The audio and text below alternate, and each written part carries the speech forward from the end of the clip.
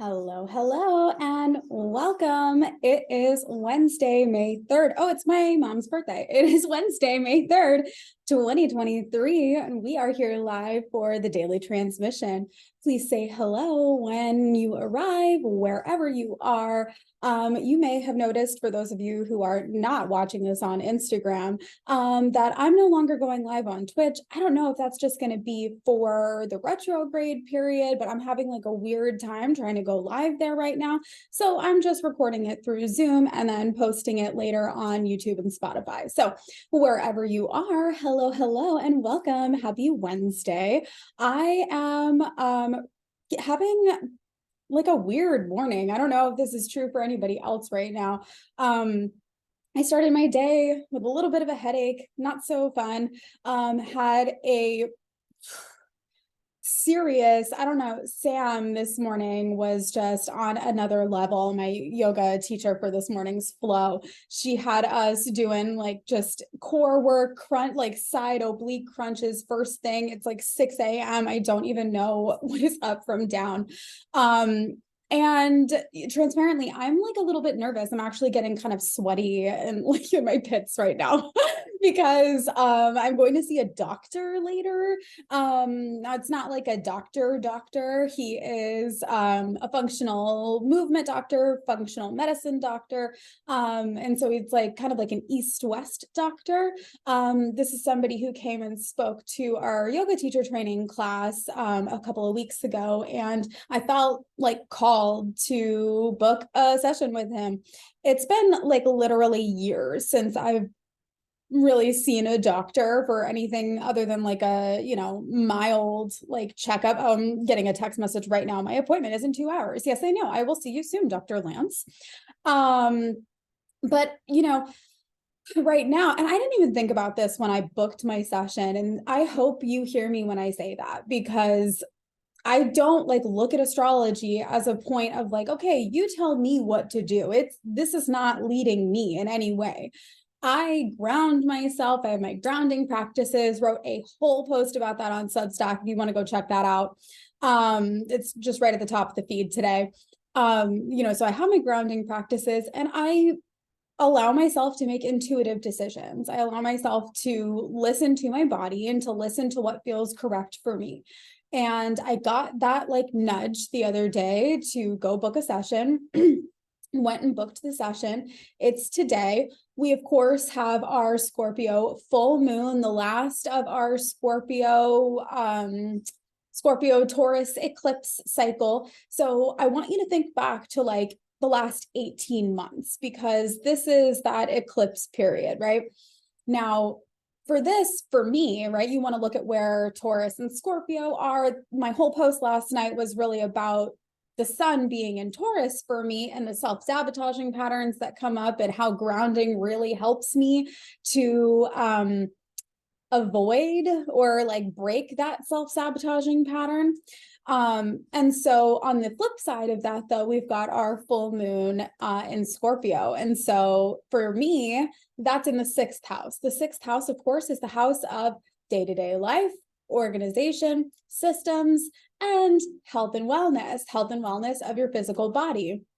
I always tell people, like, if we're looking at your birth chart and we're looking at like your astrological chart, and we want to know like what's my career, or like what am I going to be known for, we'll look at the 10th house for that. But if we want to know more about how, or like what specifically you did all day, we'd look at the 6th house. So with my 6th house being ruled by Scorpio, you can see that like my day to day and a lot of the processes that involve my day to day change rapidly. And it's all about the deep emotional frequency.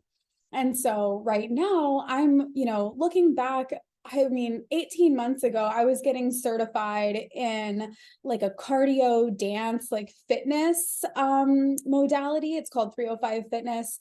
It's super fun, really cool, but like transparently, it's just not like, I'm not the person who would do that. It was a really cool thing for me to get trained in. And I'm so grateful that I did that, because just for so many reasons that I don't need to even go into it right now.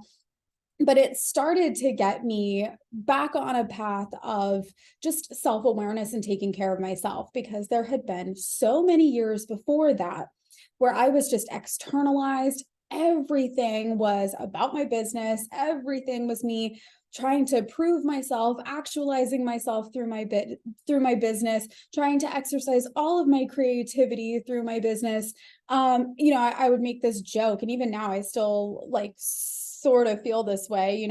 People would ask like, oh, are you going to have another baby? Which, by the way, is a really rude question. Like, it's none of your business, but regardless, no, I'm not going to have another baby. Like, I've got my daughter, and then I've got this, and this already requires so much of my attention, so much of my energy. I want to have some left for me. And that's just me. I know my threshold. There are some people out there that they are like, Mother Gaia, and they're like literally here for like being like like the maternal caregiving energy, and that's just not me. I used to make this joke, right, like joke, sad clown laughing at my own pain, right? And I used to make this joke that like I'm a better father than mother, and I don't necessarily agree with that anymore either, but all of that is to say, you can see this like pattern, this knee-jerk reaction of me prioritizing business and the processes and my responsibilities in general more than my own well-being, and especially my mental and spiritual well-being. Okay. And so all of that is really the pattern of and the focus of the last 18 months for me, because that is where the Taurus Scorpio axis is for me. So I would encourage you to take a look at your chart and just see where that Taurus Scorpio axis is for you, because it's going to relate to you in different ways. Like, I was talking to one of my clients yesterday. She asked, what does this mean for me with it being in my fourth house? So it's even more dramatic, I guess, when we're talking about the context of it being business. Like I said, if the 10th house is like what you're known for and like your career title, then the 6th house is what you did all day. And so that's why a lot of the stuff that I'm reflecting on is going to be about health, my actual, like my physical health, my spiritual health, my mental health. And that's what I started getting when I took that 305 fitness instructional program back in 18 months ago. And then when we hit the Taurus new moon last year, that's about the time that I started my daily yoga practice. About the time that we hit the Scorpio full moon last year is when I committed to signing up for my YTT. And here we are now. I'm like in the last few weeks of this, finishing it up. I've booked this session to go see a functional medicine doctor, not even thinking about the fact that he's probably going to give me some instructions or some like, okay, you need to stop doing this. You need to release that. You need to start doing this, like giving me more like of a regimented, suggestions. And all of that is super 6th house, 12th house axis. So with my client having hers on the 4th and 10th house axis, or 4th and 10th house, I guess, whatever. This is even more dramatic when it comes to the concept of career, because that's what the 10th house is. Now, correct me if I'm wrong, Kara, but I'm pretty sure that you mentioned that you quit your job around that time, or that you were contemplating quitting your job around that time. I don't know if you're here, but you can comment later, or you can come like Voxer me or whatever. But yeah, I'm like realizing now that that is right. That's the pattern that she's been talking about. And so what I would, she asked me, what should I be doing with the Scorpio, right? The Scorpio full moon for the eclipse. Now, obviously you don't manifest anything at the full moon anyway. The manifesting, right? Planting seeds, that's a new moon thing. Full moon is a time of releasing. I can't stand it. Like, that's one of my like astro pet peeves, by the way, is when I see people on the internet like giving astrological instructions to people or like astrological suggestions to people, and they'll be like, oh, it's the full moon, manifest your best outcome. I'm like, stop it. Or they'll be like, oh, it's the new moon, start releasing things that no longer serve you. No. Shh. You don't even know what you're talking about. Anyways, So the full moon, it's a time to release things. But during eclipse season, we don't want to be, we're in a heightened state. So I don't want you making like drastic choices. I don't want you making these big, dramatic, sweeping changes, right? What I would prefer that you do is just take a good fucking look at yourself. Okay. And so what Kara is here, right, with her fourth house being ruled by Scorpio, I told her, I'm like, you need to go clean out your house. Like, go spring clean out your house. This would also mean like not just stuff. Stuff is a big part of it though, right? Stuff, clothes, right? Anything that's in your house, anything that's like literally in your house. But I also mean like cleaning out the energy. So I would be like sweeping out all of the corners. I would be saging. I would be like whatever your thing is. But just we need to bring new energy into the house. I would probably open some windows if that's something that's possible for you. And I would also, not on the full moon, but I would just have some journaling time for you, Kara, to sit with yourself and ask, like, what do I want to be experiencing in my home and family life? And then how do I create balance in my career there? Because I know that for you, that was a big part of the reason that we quit the job. It's not necessarily like, yes, it was an unfulfilling job, unfulfilling career, unfulfilling entity that we were working for. I say we because I'm like so partnered with you. Like that's right. That's how I feel about my clients, y'all. Like it's an us thing, you know. I care about you so much. I'm like literally invested, you know. So I know that those were the decisions that you made at that time, but I also have a feeling that it's like you were giving so much of that it's like you didn't have enough to give when you came back home. Right. And so it was like your relationship with your kid was likely suffering, your relationship with your husband, your partner is likely suffering, your relationship, just like you don't have enough to give when you get back home. And that is so, like, hear me when I say this, y'all. It is rarely like, okay, okay, let me back up. I get a lot of people who tell me that I could never do what you do. Like, this seems so, like, just seems so hard, right? Let me tell you what I think is hard. I think making reels and TikToks all day is hard. Some people think that that's super easy. I can barely finish a thought in 30 seconds, let alone distill something for TikTok for that. Like, it's just not my medium. And when I try to force myself into that medium, I get tired. I get tired faster because it's not my natural way of doing things. It's just, and so the same can be said for any career, any job, and this is so true even of like, I see people who are really passionate about, let's say, like astrology or just something like, you know, relatable or whatever, right? Like, so somebody's really passionate about astrology, really passionate about helping people. Okay. And so then they go be a coach. Okay. And they find, oh my God, I hate this. Like, I hate this. I hate this. I hate this. And maybe it's not that you hate this. Maybe it's that you hate how you're doing this, or like the mission behind, like who it is that you're attracting. Like, there's so many different factors in play, like that I've been able to witness in people over almost a decade of working with people. When it comes to fulfillment, right? It's relationships, it's career, and it is money, and it's your relationship to yourself, your body, how you feel about yourself. Like, those are really the things that people dwell in. Okay. And so those are the things that I talk to people about all day long. And so when we talk about career, when we talk about really just anything, like, it's not, there are so many factors to consider. I don't want you just like, oh my gosh, I have to like dramatic, you know, unless there's a toxic environment, like, please hear me. I'm not just making like blanket, like sweeping statements, but I want you to recognize that it may not be the whole thing that's a problem. Like, I want you to look at all of the components. I want you to look at the parts that do feel good. I want you to look at the parts that make you fucking tired, exhausted. And I want you to ask yourself, like, what is it that I think I have to do here? Like, what is it that I'm supposed to do or that I should do? And a lot of those things are the things that are exhausting you. For a long, long, long, long time, I was trying to be like omnipresent.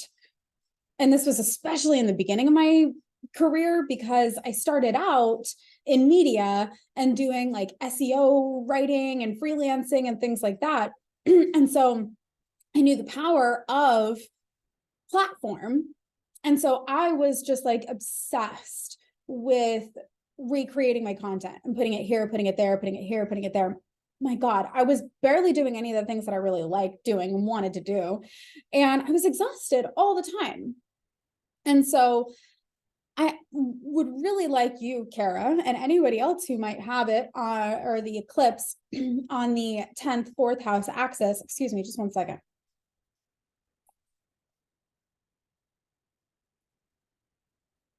To be contemplating balance between career and family life. And what it is that a fulfilling career might look and feel like, and what is it that a fulfilling home and family life might look and feel like. And that's a good place to start. And Scorpio in general, Scorpio, when the moon is in Scorpio, it's not like the most fun place for the moon to be. And so it can be very dramatic.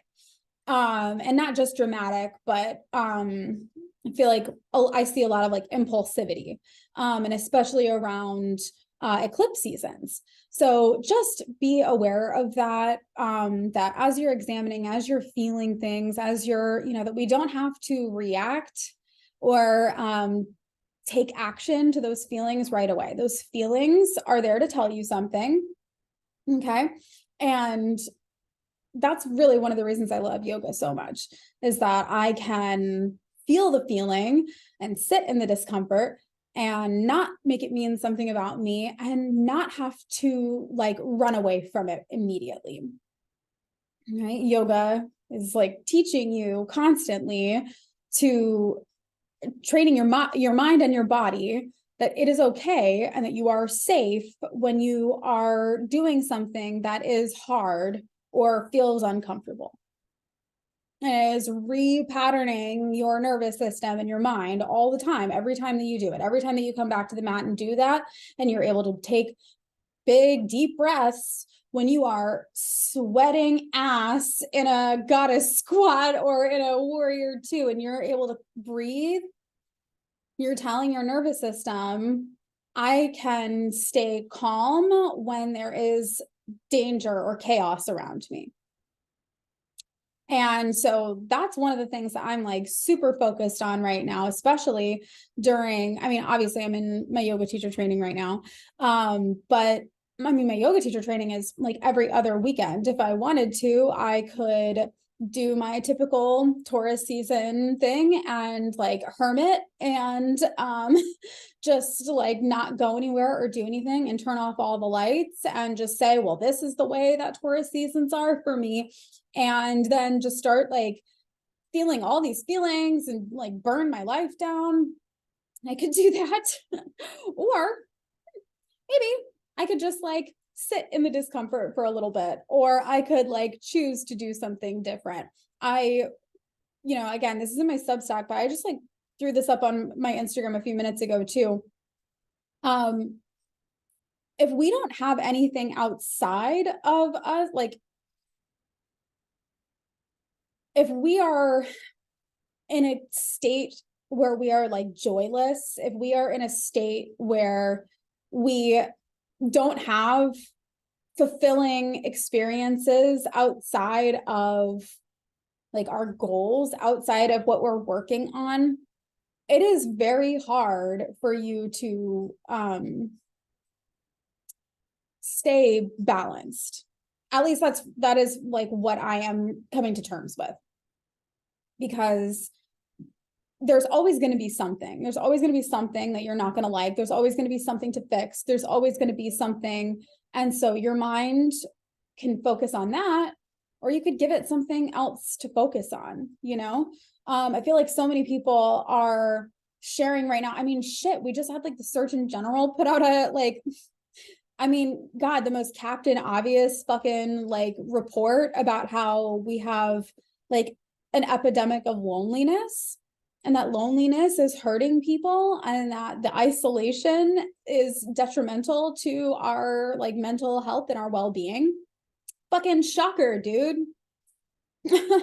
We are all isolated, not only because of everything that's happened over the last 3 years, but also because we are constantly in a state of fight or flight. We are constantly just in survival mode. We're working paycheck to paycheck, not having health care, not having any of the things that we need to like take care of ourselves.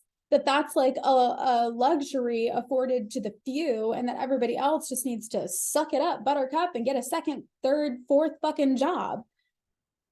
When are you supposed to have time for yourself? When are you supposed to? That is like the number one thing I hear from people. You know, I start working with people, I give you an exercise, a regimen, whether that is a yoga practice, whether that is or like an asana flow practice, whether that is a breathwork practice, whether that is a mantra practice. There are different things that I give to different people for different reasons, all based on your astrological profile. But when I start working with people, like one of the number one things that we, you know, have to work through in that first like month or two is that belief that I don't have time for this. Because yes, the fuck you do. Like I know, listen, I know as a person who has had to get up 2 hours early to take the bus, to walk to work, you know, to leave. I mean, I get it. I truly do.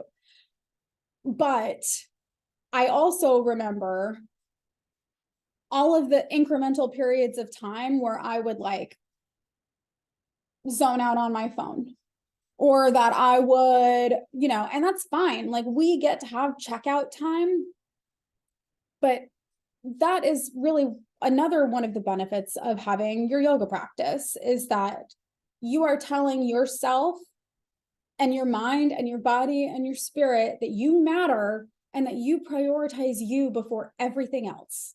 And you are repatterning your behavior. You are repatterning the belief that you don't have enough time for you, that you don't have enough energy for you, that you have to give it all to everything else, and then you're exhausted, and then, oh, I forgot again. Oh, it didn't happen again. Absolutely not.